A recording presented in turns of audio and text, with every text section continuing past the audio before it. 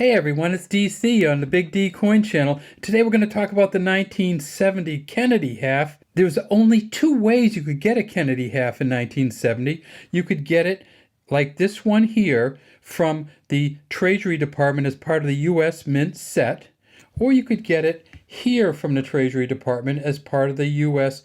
proof set. There were no 1970 Kennedy half dollars sent to the banks.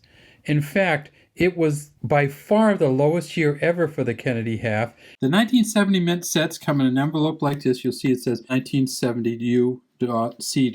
And inside you'll see a Philadelphia version of the set. And you can see right on that token, it says Philadelphia. It's a quarter, nickel, dime, penny, but that's an S penny and a regular Philadelphia penny. So they put an extra penny in from the San Francisco Mint, and that's a regular circulating penny. And then in the Denver Mint ones, and you can tell the Denver Mint ones because the token here says Denver on it, they had the half, the quarter, the nickel, the dime, and the Denver Mint penny. These cost about $30 including shipping if you get this on eBay. They made $2.1 million of the regular Kennedy half in 1970 and $2.6 million of the proof coins. So it's the only year that you'll ever find where more proof coins were made than regular business strike coins. And of course, the business strike coins weren't business strike coins at all. They were United States Mint set coins.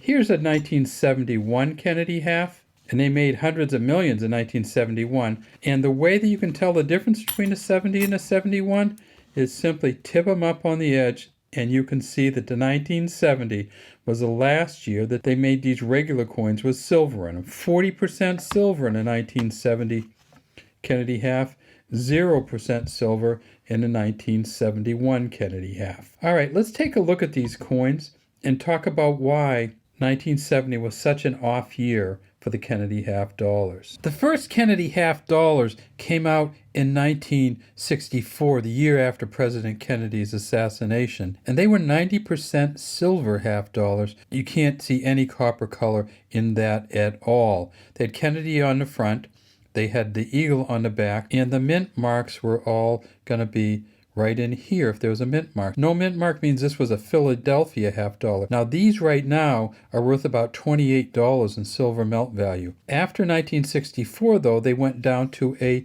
40% half dollar. And so from 1965 until 1970, the half dollars had 40% silver, which meant they are worth right around $10 or $11 today. Generally, when the U.S. Mint puts out coins, they put out coins to the banks, they put out mint sets where they have a Philadelphia and a Denver coin in each mint set, and then they put out proof sets, which are these specialty coins. This one here doesn't even look real, does it?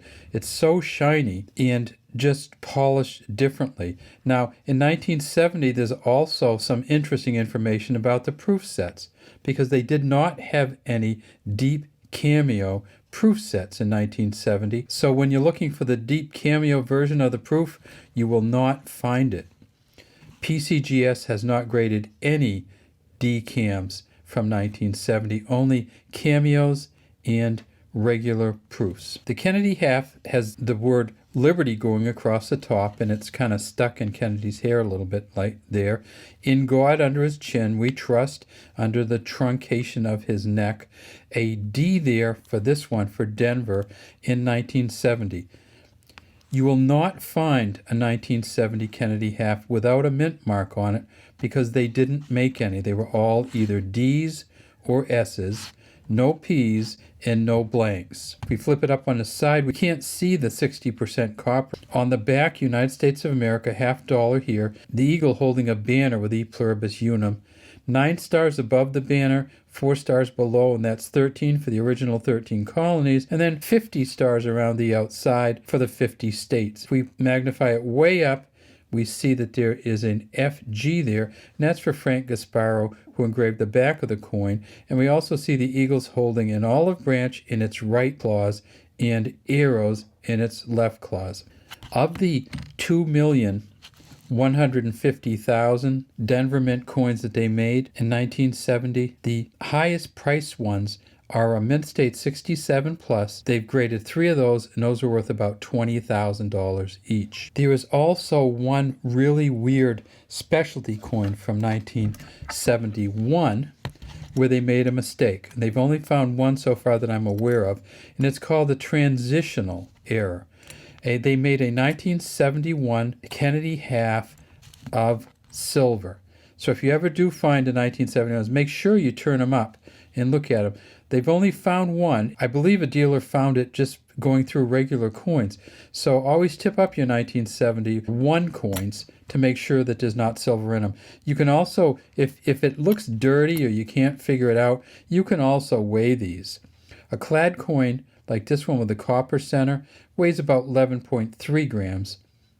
A silver coin like this one weighs between 11.44 and 11.51 or so grams. So the silver one weighs more, and you can just put them on the scale and tell that. Why didn't they make any at Philadelphia in 1970? Well, the U.S. Mint was trying to transition to the clad coins. They had gotten rid of all the silver coins in 1965 except for the Kennedy half. There are no major error versions of the Denver Mint coin, in part because they just didn't make many of them. But there, oddly enough, are some error versions of the proof coin or the San Francisco Mint coin. Let's take a look at that S there. It's a pretty stable S, small on the top, big on the bottom.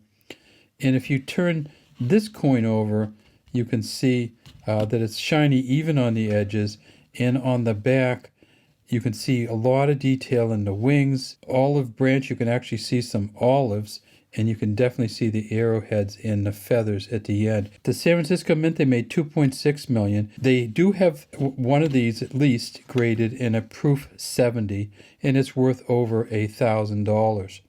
They also have some of these with a double die obverse, which means on the front there's some doubling in the letters on the front.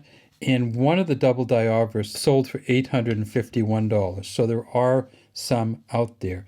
Now in 1971, when they came back with these coins, 150 million of the Philadelphia 1971 coins and 300 million of the Denvers. So if you're looking for these 1970s, you'll often find 10, 15, or 20 of the 1971s and none of the 1970s. And these days, because of the silver melt value, it's hard to find any 1970 half dollars at all.